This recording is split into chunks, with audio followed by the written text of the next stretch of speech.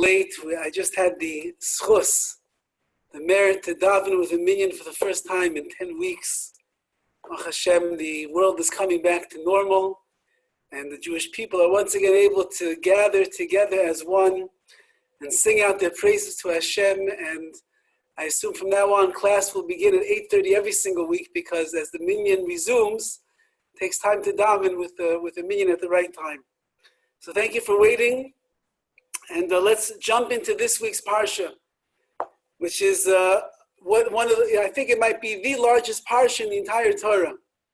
And of course, time does not allow it to go from beginning till end, but I want to focus in on one very intrinsic point in this week's parsha.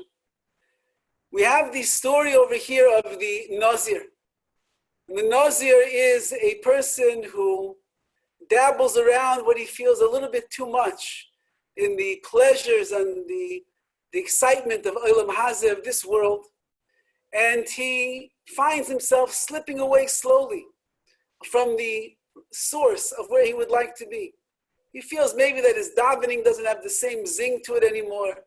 His learning is not as passionate.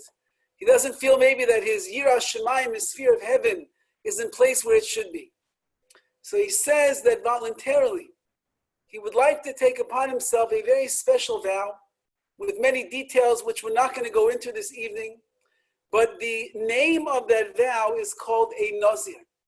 And Nazir is from the language of Nazir. And Nazir means a crown. And just like the crown sits on the head of the king and lets everybody know this is the king, to him you will ask your questions and you will voice your concerns. And you know that the king will be the one that will take care of you. So the Nazir crowns himself with this most beautiful expression of the yearning and the longing of his soul, which truly just wants to get back to where it belongs, because he feels that he has drifted off too far from the path that he's supposed to be on. So he accepts upon himself the oath of Nazirus, of being a Nazir, and he goes through a transition over the next 30 days of his life, where he makes himself into a holier entity of a person, that he should renew his connection with Hashem, that he should think once again, what is the purpose of life? Which direction am I going in? How would I like to be? How should I be perceived in the eyes of others, in the eyes of Hashem? And at the end of 30 days, he has championed the cause over here, and he's lifted himself up to the level of what we call Kadosh, someone who is holy. And the pasuk, the verse in the Torah tells us over here, in the very beginning of this episode, or of the teaching of the Nazir, it says like this: Daber el bnei Yisrael v'amarta aleim. Hashem tells Moshe, speak to the Jewish people and tell them the following. What should they tell them? V'amarta aleim isha ki yafli lindo neder nazir lahazil Hashem. When a man or a woman would like to take upon such a vow in their lives, and it says over there, miyayin v'sheicher, they're going to distance themselves from wine and from alcoholic beverages and from the sediment of wine and from the grapes and so on and so forth. Lo yishte v'chol mishros hanavin, they won't drink it. And then says the Gemara, it says the verse in the Torah over here, all the days of his Nazirus is going to be like this. And it says over here, Asher Yazir LaHashem Kadosh Yihiyeh. This, that the man takes upon himself, this great acceptance of distancing oneself from the perils of this world as he would see it, that have taken him far from the course that he would like to be on. So the verse says, Kol Yemei Nizro Kadeshu LaHashem, all of the days of his Nazirus, of this vow that he takes, they are Kadesh to Hashem, they are holy to God. And Rabbi Yecheskel Levenstein points out over here such a beautiful insight and idea. He says, has this man done anything yet? Has he moved into the world of Kedusha, of holiness? Has he begun doing all the things that he said he's going to do by taking the vow upon himself? And Rav Chatzkel Levenstein points out, no. As a matter of fact, all that this man has done at this point in his life is he's been mekabel, he accepted upon himself the oath that he's going to follow through with all of the laws and all of the details and the activities that a Nazir is allowed to do or not allowed to do. And yet the Torah tells us that already in the very beginning, the infancy stages of this vow that he accepts upon himself, it says that everything that he does is kadosh hu la Hashem. It's all holy to God. Says in Chazkel, you know what this means? Kevin shekibol alav nizirus. From the moment that he accepts upon himself the great desire to be a Nazir, to be this man that will be crowned with the glory of ruchnius, of spirituality, at that moment already, he has the status of being a kaddish, of being a holy person. He has done nothing more than accept the holiness upon himself. He hasn't refrained from drinking the wine. He hasn't refrained from cutting his hair. He hasn't refrained from the places that he's no longer allowed going to go. He hasn't made sure that he's being careful and diligent and specific in all the things that he does. However, he accepted upon himself that he's going to live a life of a Nazir, and it's only for the next 30 days. Says the Torah, Kadosh Yihiyeh, you are holy already. Says Rav Chazkel Levenstein, we see amazingly, Afal Gav, even though Shadayin lo hishlam nezirasai, he did not yet complete his 30-day period in the vow of being a Nazir. He barely even started. Nevertheless, Chazina Mihach, we see from here, Goydel Inyan HaKabbalah V'Hareshis.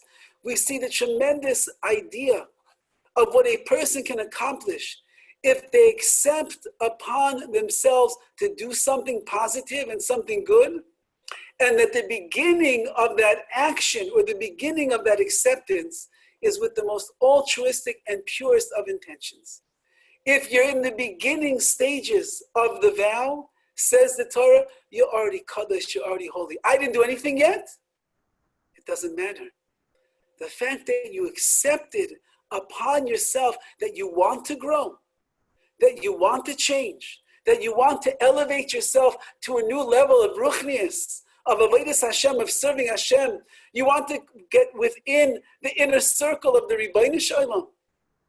Says the Torah, Kadesh, you're already a holy person.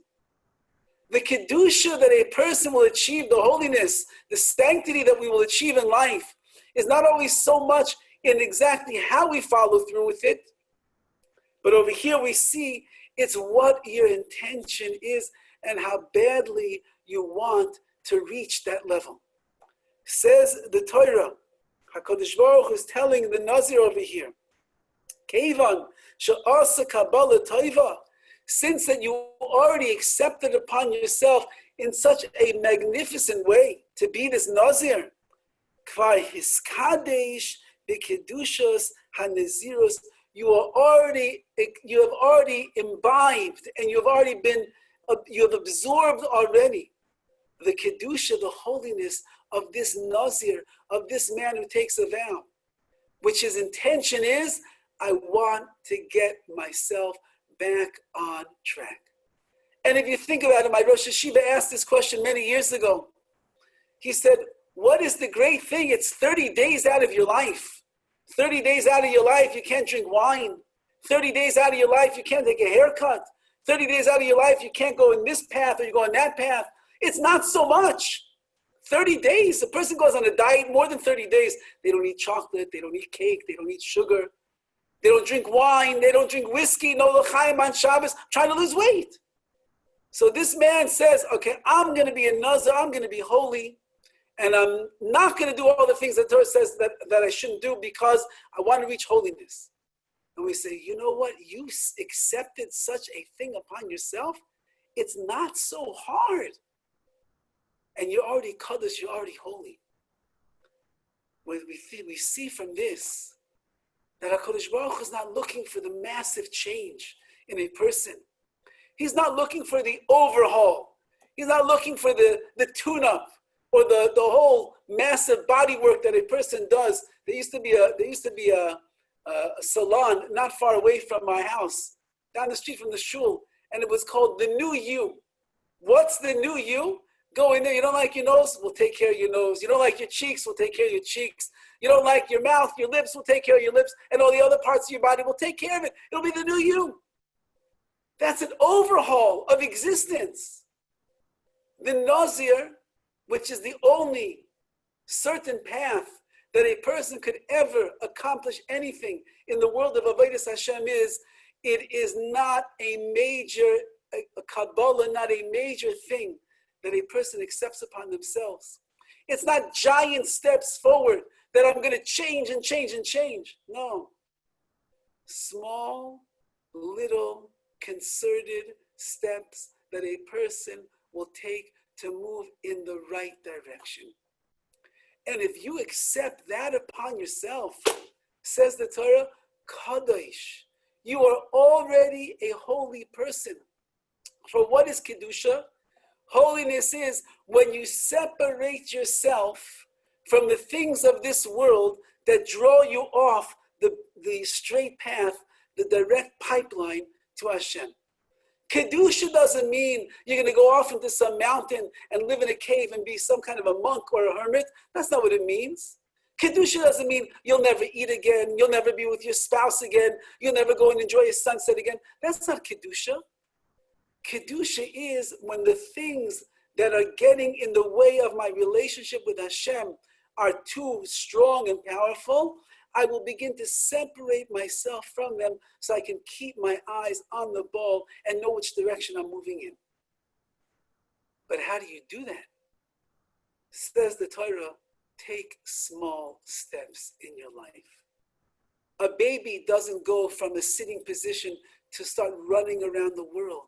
It goes from lying on its stomach, and then it stands up on its arms, and finally it's able to sit up, and then from there it goes back on its stomach, and it begins crawling around the room, and it falls on its face every once in a while, and then suddenly it stands up, but it wobbles all over, and that lasts for a while, and then before you know it, it has the courage to begin to take the first step.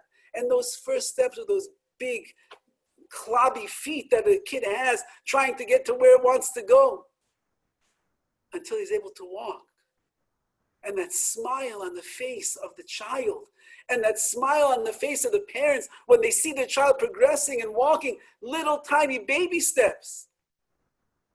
And before you know it, that kid is off like lightning and he's running all over the place.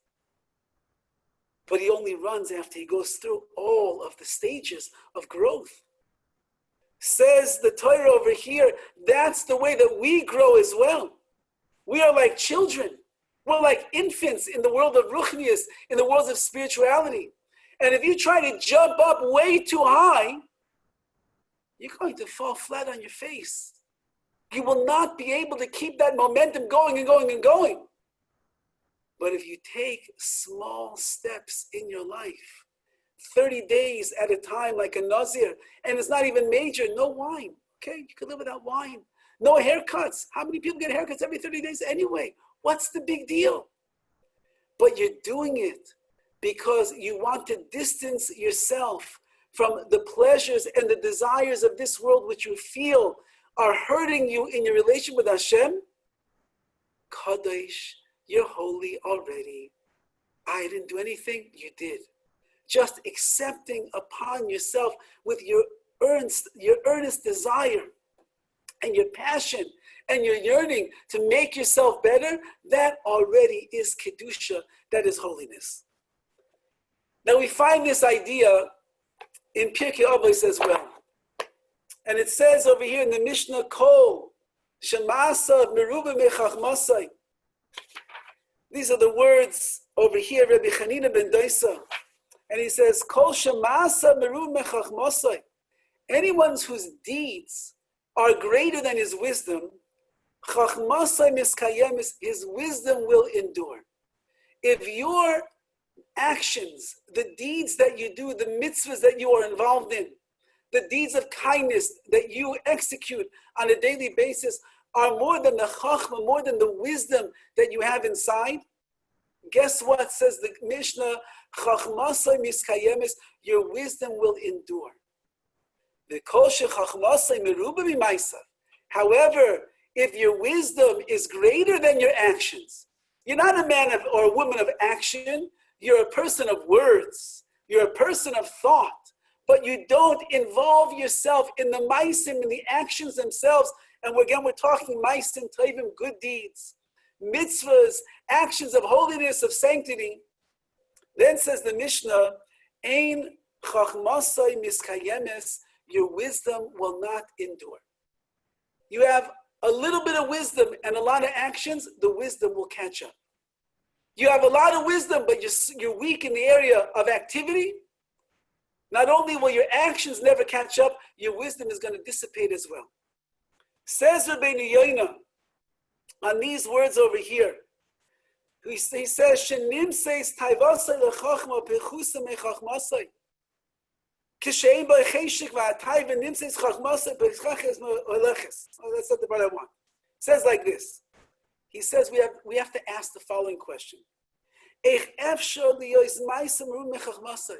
doesn't it bother you? How could your actions be greater than your wisdom? If the maisim is mitzvahs over here. How could your mitzvahs be greater than the wisdom that you don't have? How can you know how to keep Shabbos properly if you don't have the wisdom? How do you know how to guard your mouth from lashon hara if you don't know the halachas? How could you keep the Yom Tov that is coming up of Shavuos? And there's so many details in the Yom Tov, in the holiday itself. If you don't have the chachma, you don't have the wisdom. How can your actions, how could your deeds supersede or excel beyond the wisdom that you have? Ask Rabbi Yoina, if you don't know Torah and you don't know mitzvahs, what actions could you do if you don't know what actions you're supposed to do? As imagine the following, and this Rav Yisrael Salanter tells us why halacha, why knowing Jewish law is so important. Imagine you go to a shir, you go to a lecture, and they're talking over there in that lecture about the central importance in the life of a Jew to guard their tongue from speaking lashon hara, speaking gossip.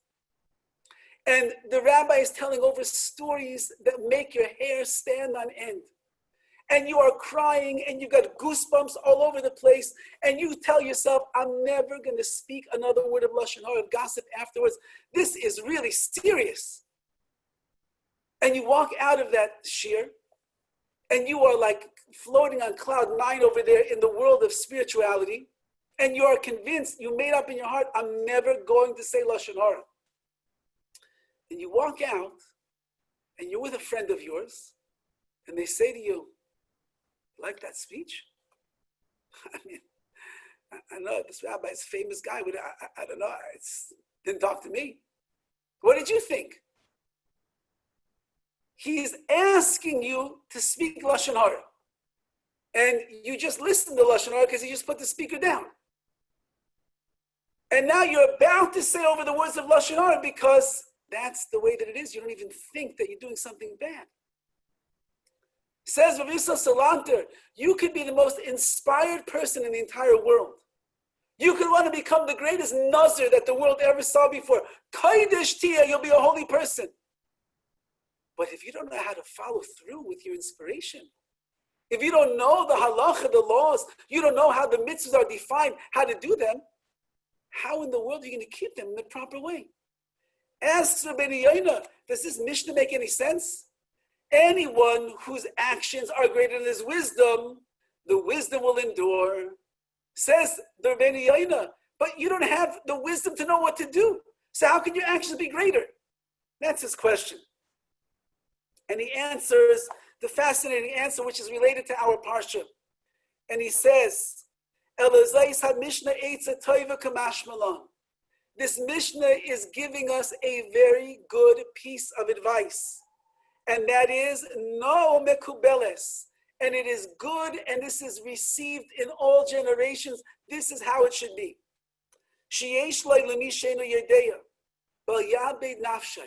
Just because you don't know what you're supposed to do, you don't know all the mitzvahs or all the details and the minutiae that is there, don't forfeit your spiritual self.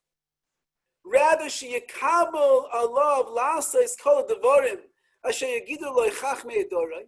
rather accept upon yourself that I will do whatever the wise sages of my generation instruct me to do.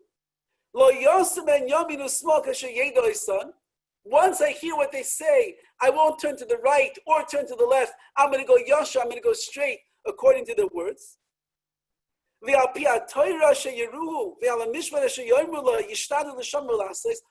they teach me, whatever they inform me, whatever they instruct me. I went to a class and I learned one halacha about Shabbos. I'm going to keep that halacha.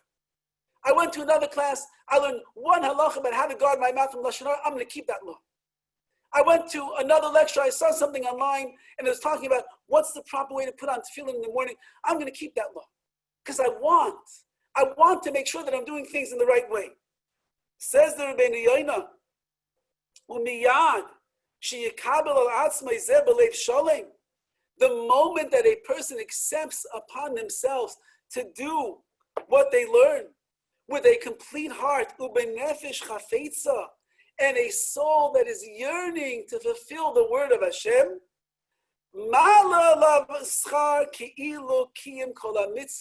you were just given the reward as if you are keeping all of the mitzvahs that there are in the Torah.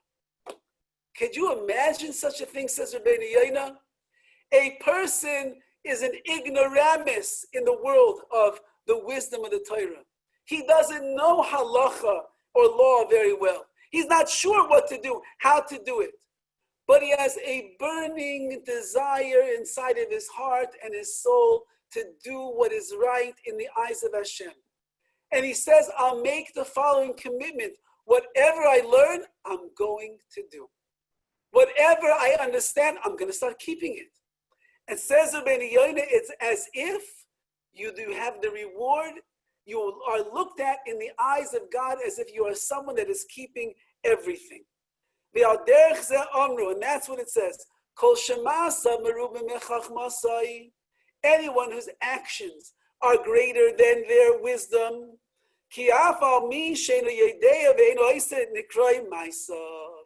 Even the ones that you're not doing yet, because you don't know what they are.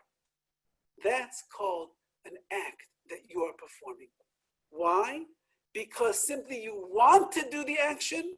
You're interested in doing what is right. You want to keep the mitzvahs. Hashem says, I'll give you the reward as if you're keeping everything. And therefore your actions are greater than the wisdom that you have attained at this point. But he's not done yet, because we have to get into our Yom Tov of Shavuos that is coming around the corner. Al Shem, sheyesh lo yischar alein ki lo asam mipi HaKabbalah, because you're getting the reward as if you're doing everything that was received directly from HaKadosh Baruch Hu. And now listen to these words. And he says like this: anyone whose deeds are greater than his wisdom, as we are saying, his wisdom will endure. Now these are the words of the Horowitz to Rabbi Nassan. The Horowitz to Rabbi Nassan is another Pirkei Avos type of a work that we have. And it says, where do we know this from? How do we know that if your actions are greater than your wisdom, or that your desire to do the actions is greater than the wisdom you have, already you consider as if you've done everything? Guess where we know that from? We know it from Har Sinai, from Mount Sinai. Because when the Jewish people came to Har Sinai, what did they say? Na'aseh v'nishma. They said, we will do and then we will hear. We will keep everything that we can, HaKadosh Baruch Hu. Later on we'll figure out how to do it. Shigdilu Yisrael asiyah l'shmiya. The Jewish people, they said, first we will be engaged in the actions, and then we'll be engaged in the shmi and the hearing and the understanding and the learning. So he writes, they should have said the opposite. They should have said, let us learn and then we will do. That's how it works. You learn something. You want to become a brain surgeon? So I'm just going to go into the operating room and I have such a desire to be a brain surgeon and save people's lives. Give me the scalpel, come on, let me get to work. It doesn't work like that. I'd like to be a computer programmer. So give me the most complex program in the world and I'll crack the code. And you never saw a computer in your life? What are you talking about? You can't do it. How did the Jewish people come to Har Sinai? They knew almost nothing about mitzvahs. And they said, Nasavish will do it all. And you'll teach us afterwards, Hashem. They should have said it the opposite way. They should have said, Nishma, let us learn, let us understand, let us engage ourselves in the study of Torah. And then once we have the wisdom, then we'll go and we'll perform the mitzvahs and the activities. First, you have to learn before you can do something. First, you have to hear and you have to learn, what am I obligated to do? And then you can perform the mitzvahs. However, the Jewish people accepted upon themselves initially. They said, we accept upon ourselves to do whatever Hashem has commanded us to do. And we'll hear from HaKadosh Baruch Hu afterwards what exactly those things are. Al Kain, therefore, miyad, immediately, kiblu aleihen schar ki'ilu aso'um, they received the reward as if they were performing 613 mitzvahs. Says Rabbi, do you know where we learn the power of accepting upon yourselves the mitzvahs and the word of HaKadosh Baruch Hu and moving in the right direction? We learn it from our holy forefathers who stood by the foot of Har Sinai, Mount Sinai. When they were there, they realized Torah is gigantic. It is huge. There's much more than Taryag, much more than 613 mitzvahs. There are thousands and thousands of details in the mitzvahs. How could we ever claim that we know them all and we can do them all? But in order to be a nation that lives with Hashem, in order to be a nation that lives with the Torah, we have to accept the Torah upon ourselves. But we don't know what it says. But we want to know what it says. It says HaKadosh Baruch Hu, you want to know what it says in my Torah? You're willing to keep everything that you're going to learn? Then I will view you right now while you're standing by the mountain of Sinai as the nation that is keeping all Taryag, all 613 plus mitzvahs that are in the Torah. And therefore they said, Naaseh, we want to do, and we will do. And then Nishma, then we will learn it afterwards. And then when you have, as it says over here, it concludes, the kosher chachmasa meruba mimayis, fine, and that's what it says, that as long as your actions are greater than your words, greater than your wisdom, then you will succeed and you will achieve those lofty high levels that you want to go in. There's an amazing, amazing book that was written about 10 years ago already by someone by the name of Rav Aaron Margalit. I believe the name of the book is As I Go, something like that. And this book is a must-read for everyone. It's a man who went through so many difficulties in his life. It's impossible to believe that a human being went through physical, emotional, spiritual, physiological difficulties from a very young age that he went through. And he prevailed at the end. He prevailed not only just that he survived, he overcame them in the most miraculous and dignified and noble ways that you could imagine. And one of his conditions that he had, amongst all the other issues that he had when he was a young boy, was that he had a very terrible stuttering problem. And it was conditioned because of other issues that he was dealing with in his life. And he got to the point where he never spoke a single word. Not to his parents, not to his siblings, not to his friends, not to his teachers, not to his Rabbi. Nobody he did not say a word to. He hid from public crowds. He was afraid to go to shul. Maybe they would call him up for an aliyah and he'd have to say his name. He'd have to say a bracha. His last name is Margalit. So he said, you know what it was like when someone would ask me my name? In order to say my last name, it is already a stutterer's nightmare. He couldn't even get the words out of his mouth. Until he was 17 years old. He was a silent stutterer. He didn't speak to anyone. His mother and father obviously were extremely concerned about him. And together with his Rosh Hashiva and the Rebbe that lived there in Eretz Yisrael where he was, they convinced him to go to a psychiatrist, psychologist who specialized in stuttering. And he was known as the mumche, as the expert in the field. He had turned stutterers around that they were able to give speeches in public if they so desired. And so he went to this doctor. I believe the doctor's name was Simcha Lev. And they met. And he said this doctor's approach was very, very frontal, very head-on. He didn't take no for an answer. He didn't let you wallow away in your misery. He worked with you and he worked with you and he worked to make sure you got to the point where you needed to be.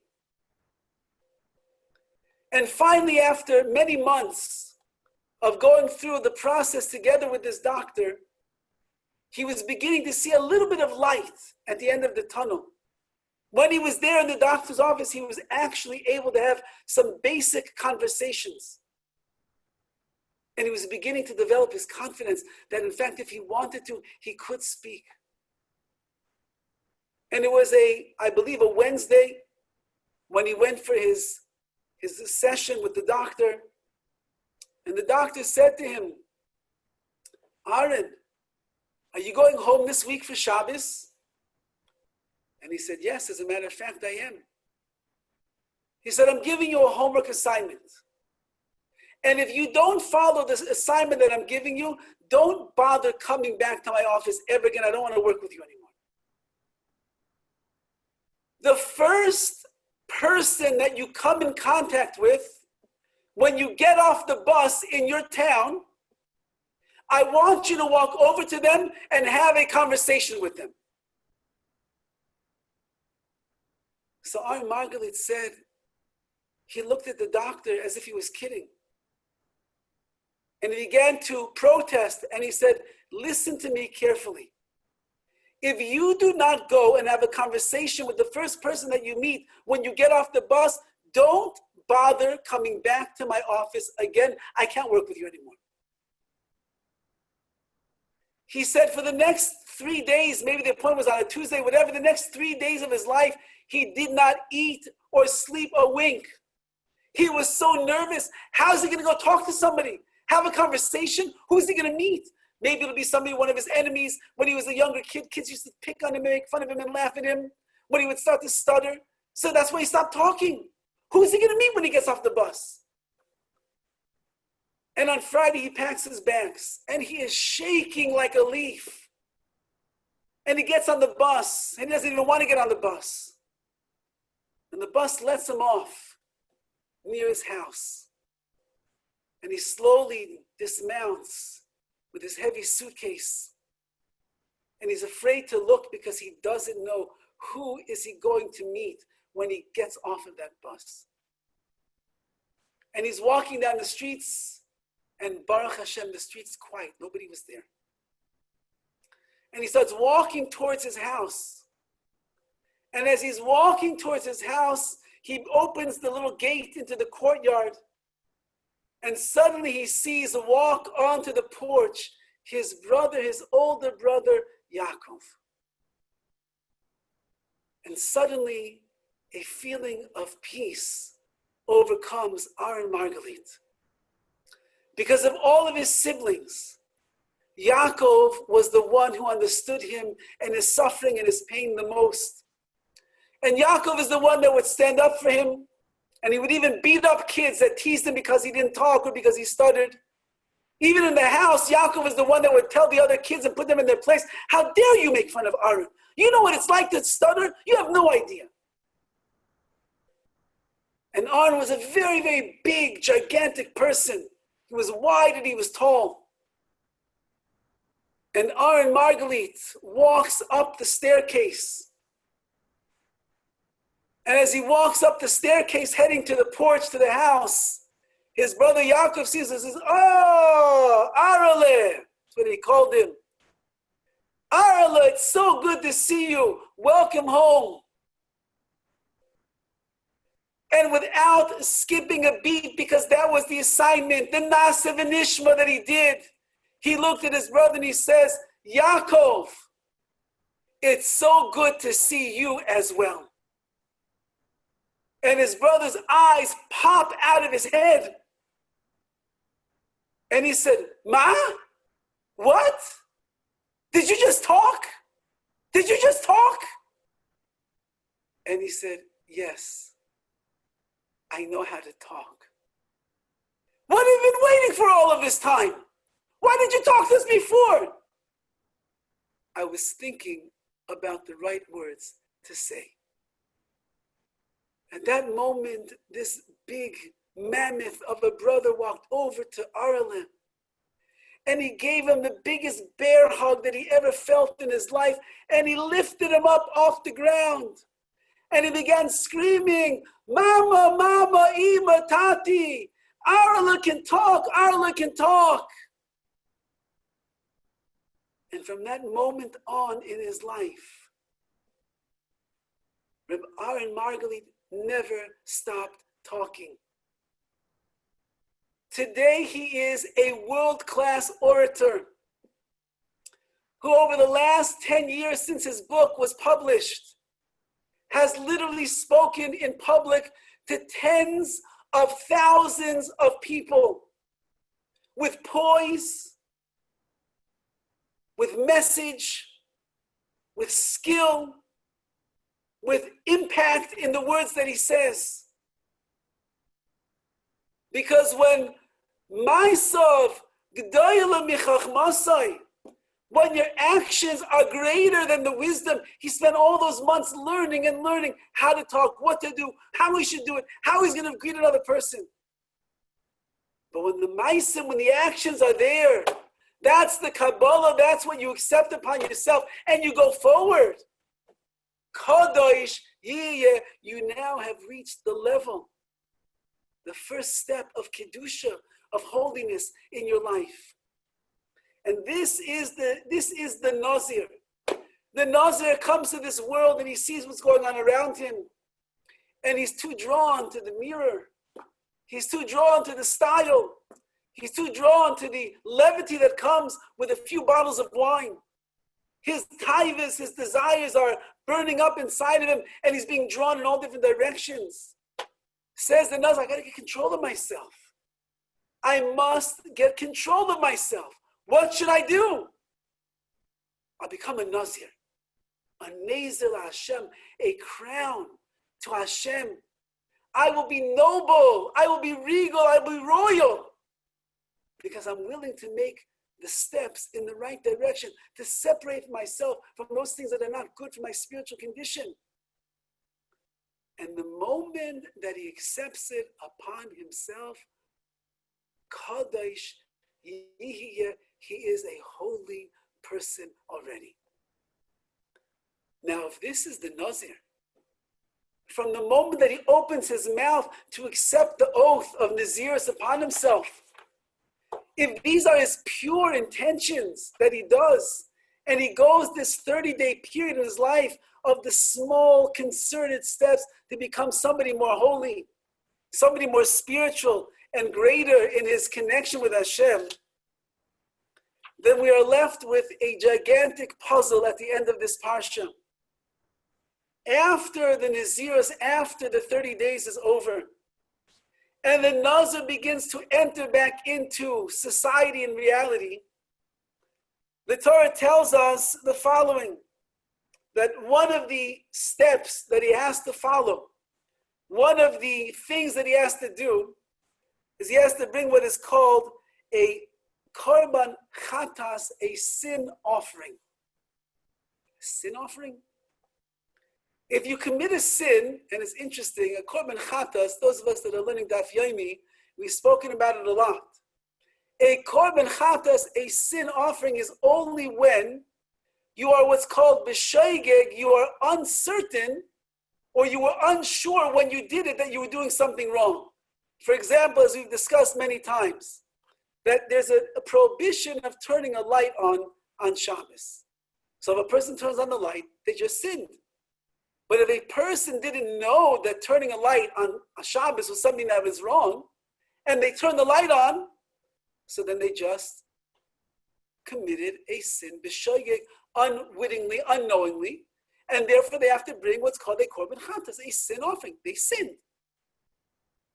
What did the Nazir do that is wrong over here?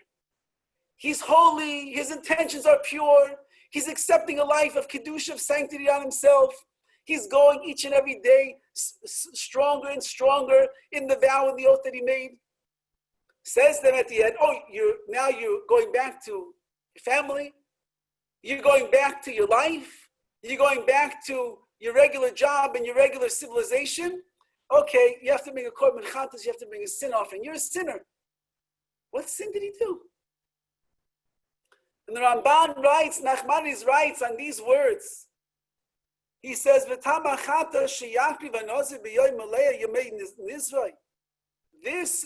chatas, this sin offering that the Nazir has to bring at the end of his whole process, when he's going back into the world,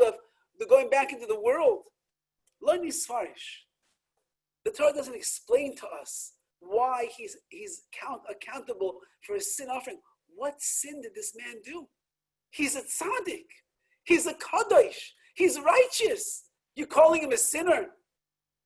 Says the Ramban, V'alderech hapshat, ka'isha zeh choyte nafshay b'maleos haneziros. You know what this sin is, said the Ramban? He finished the process of being a Nazir for 30 days. Ku'ata Nazir mikdushasai v'avodas Hashem, which means that he has so much reached a high level. The last 30 days of his life, he was totally focused in on the world of mitzvahs, on the world of spiritual growth, on the world of Torah, on the world of Yirah Shamayim. 30 days, that's how he lived. And now, he's ready to stop. Because he says, my vow is 30 days, I'm going to go back now to my regular life. If a person got such a surge of inspiration in those 30 days, and as the neshama was clinging to the Ribono Shel Olam, to the master of this universe in those 30 days, and he began to do the tshuva that he felt was necessary to bring himself back to the center point where he wants to be, he should have said to himself, I can't leave this elevated state behind. I can't go back to my 9-to-5 job. I don't want to see what's on my WhatsApp this morning. It's irrelevant at this point. You know what matters in this life? It matters being close to Hashem. It matters elevating yourself. It matters knowing what is right and what is wrong. It matters being kadosh, being holy. So he should have remained a Nazir for the rest of his life.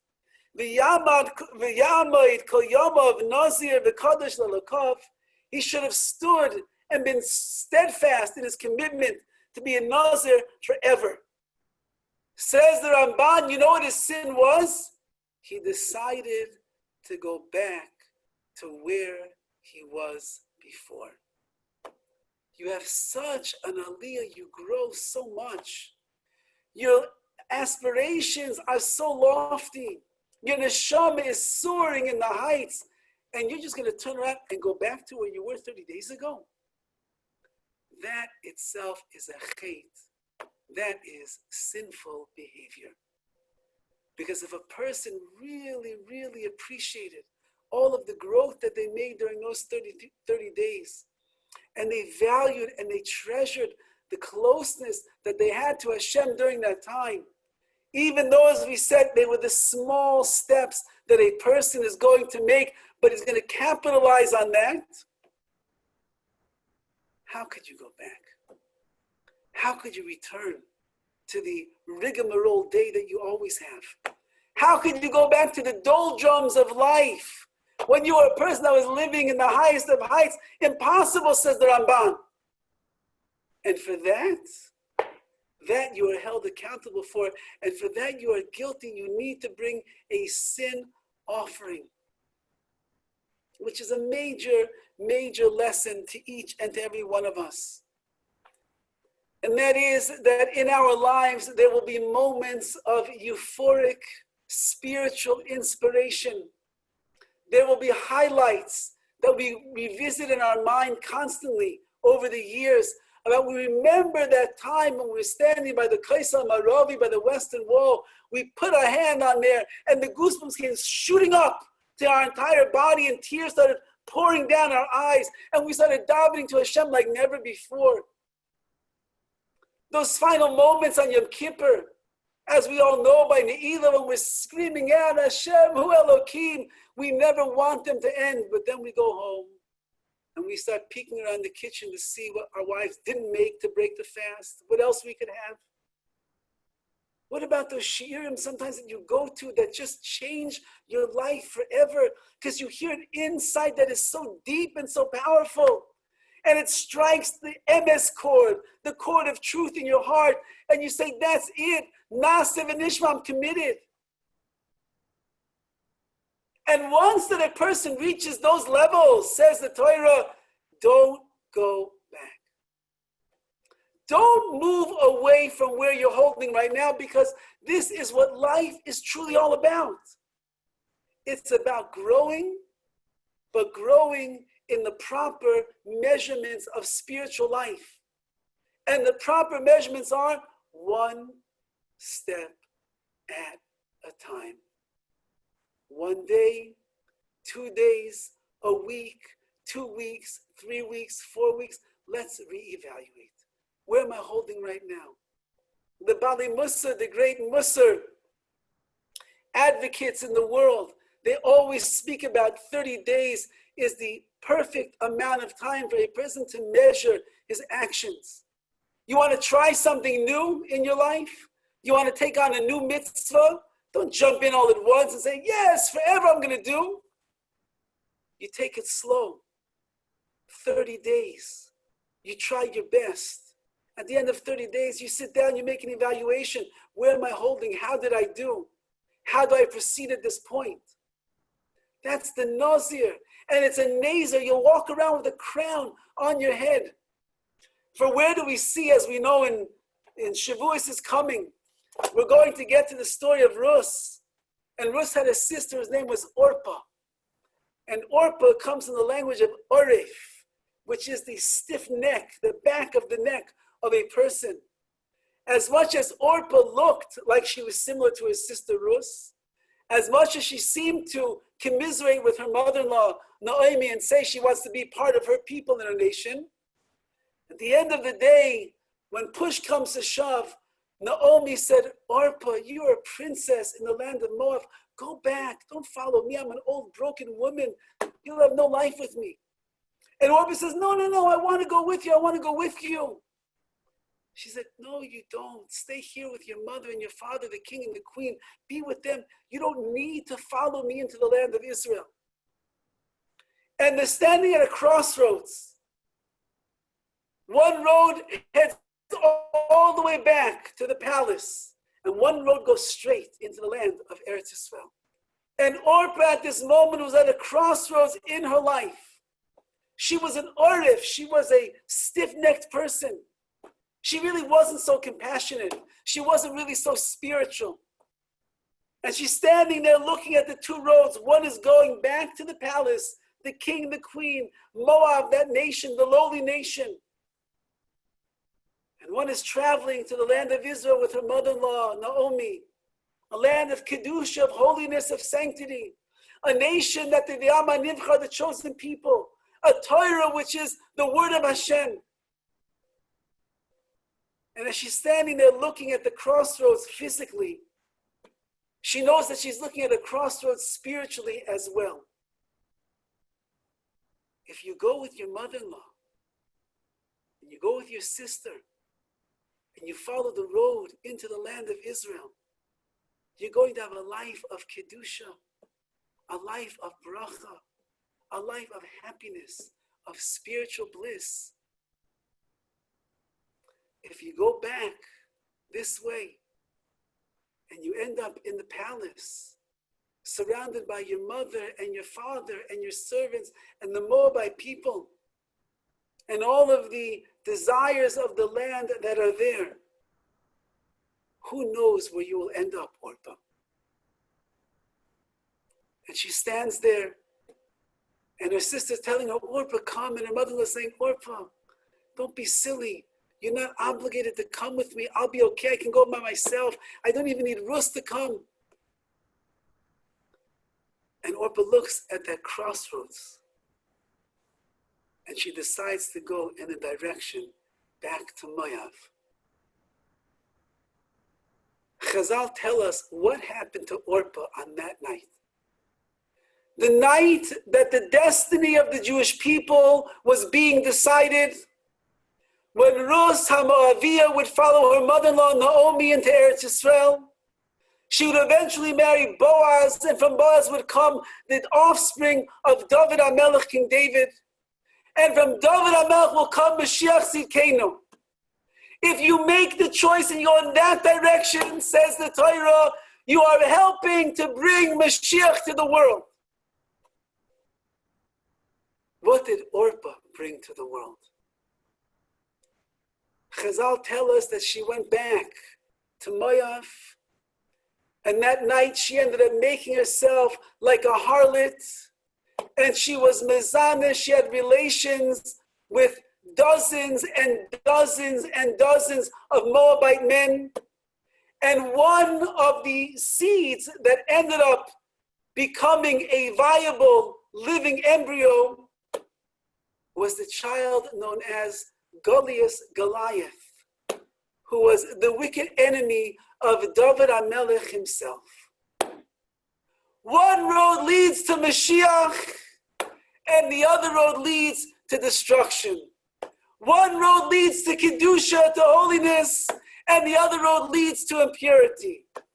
When a person is moving in the right direction, says the Torah, the way the Ramban understands, don't go back, because you never know what is waiting for you when you go back to where you came from.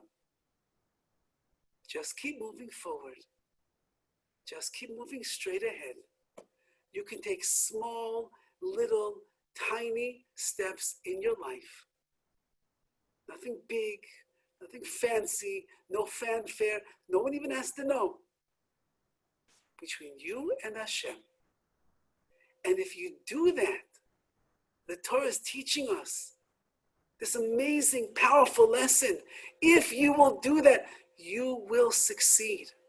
Do you know why Klal Yisrael was worthy of receiving the Torah at Har Sinai? Says Rabbi Yoda, because we understood Naaseh v'nishma.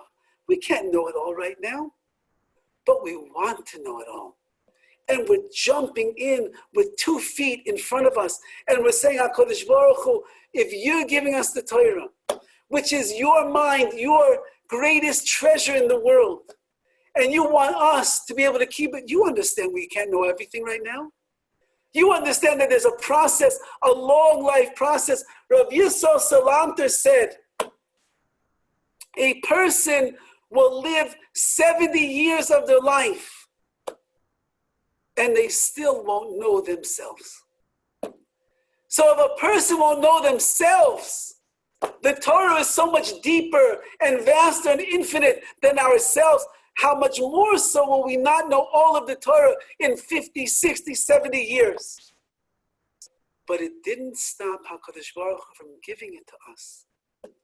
Because Hashem says, as long as you want, and as long as you desire, and as long as you yearn, and you have a passion, and you have a drive to keep mitzvahs in a way that you never did before, Malo aleichem aschar, I will place upon you the reward, as if you are keeping koil haTorah kula, all of the mitzvahs that are there. And as we come to the beautiful, magnificent, wonderful Yom Tov of Shavuos, there's perhaps two ideas for us to keep in mind. We are transitioning out of the last 10 weeks of our lives.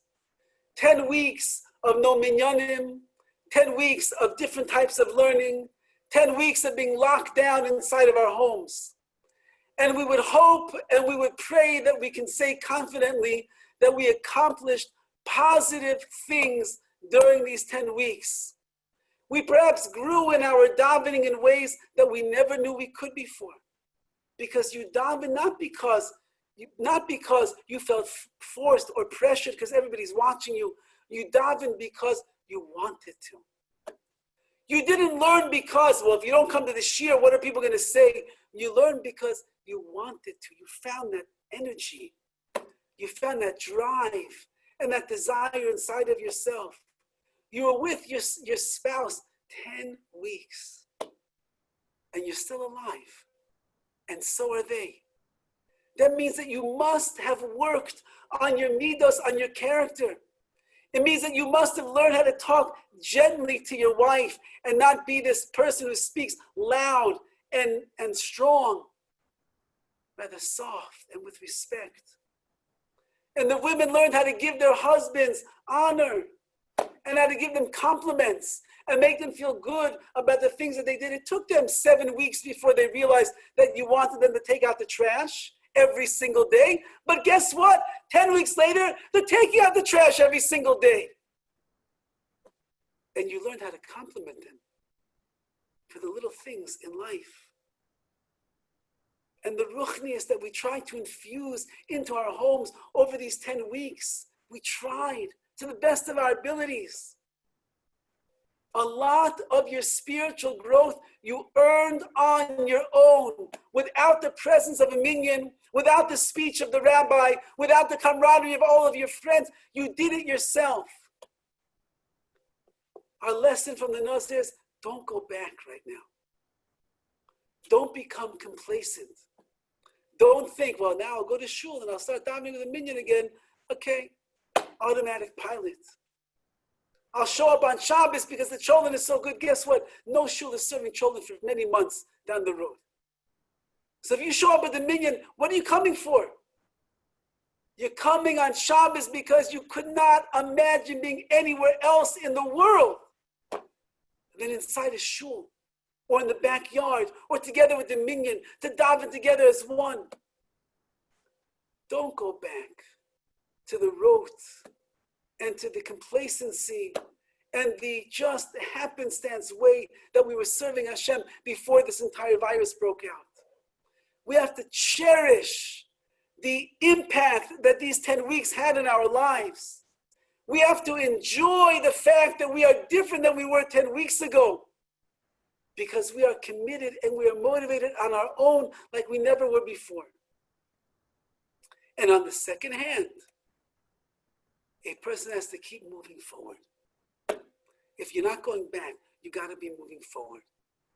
Small baby steps. Now, babies, as they get older, they take bigger steps. Don't remain an infant all of your life. Don't be lying on your stomach in Torah mitzvahs all of your life. Say, well, I just didn't learn how to crawl yet. You can crawl. And once you learn how to crawl, you'll be able to stand. And once you know how to stand, you'll be able to walk. And once you know how to walk and you're comfortable in the concerted steps and the strides that you are taking, you will begin to run in the world of mitzvahs and in Torah. And this is the bracha that we have coming upon us tomorrow night. We will accept upon ourselves Zman Matan Torah Seinu, the time of the giving of our Torah, which means just as we stood by Har Sinai so many years ago, and we accepted Belev Shalom with a complete heart, B'naseh v'nishma, we will do and we will hear. And we had no doubts and no questions. We're going to follow the commands of HaKadosh Baruch Hu, and for that we were rewarded. On this Shavuos, let's also say emphatically, Naaseh v'nishma HaKadosh Baruch Hu. I know that my wisdom is not where it should be. I'm an ignoramus in so many areas of Torah. But I want to know, and I want to grow, and I want to keep. Says Hashem, you have just accepted upon yourself 613 mitzvahs plus in its entirety. And for that, I bless you.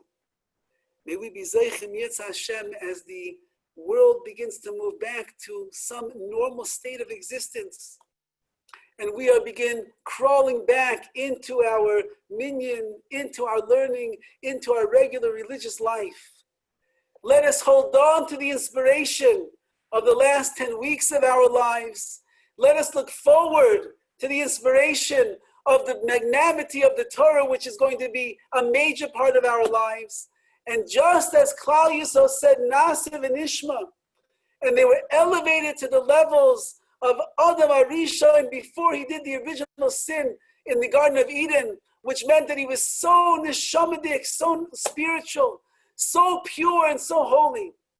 May HaKadosh Baruch Hu help us to put the nazer, to put the crown on our heads. Not a coincidence. The Gemara tells us that when the Jewish people said Naaseh, they received one crown, and when they said Nishma, they received another crown. For when you accept upon yourself that this is the way to grow, you are crowned with the Kedusha and the holiness of Torah. And that itself is the greatest and the biggest nachas that we can give to Hashem. Good Yom Tiv to everyone. Chag Sameach to you and to your families.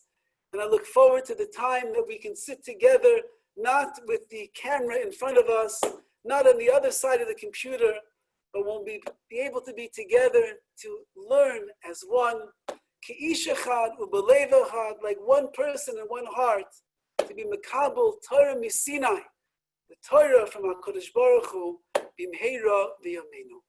Have a wonderful Yom Tiv. If there's any questions, I'm happy to answer. Thank you so much. Thank you, Rabbi. Chag Sameach. Thank you, Rabbi. Thank you, Rabbi. Thank you. Thank you, Rabbi. Thank you very much. Beautiful. Thank you. Have a wonderful night, everyone. You too. You too.